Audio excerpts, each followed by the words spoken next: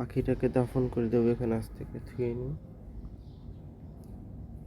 পরে এখানে একটা কবর খুঁজে এখানে দাফন করে দেবো।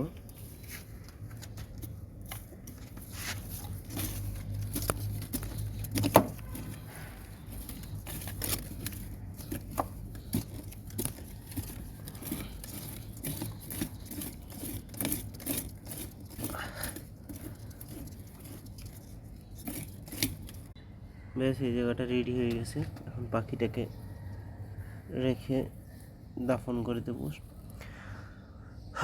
আল্লাহ, আমার একটা ফেভারিট পাখি ছিল, নিয়ে গেছে। আল্লাহ তাকে কিসের জন্য আমার সাথে এমন হয় আমি নিজেও জানি না।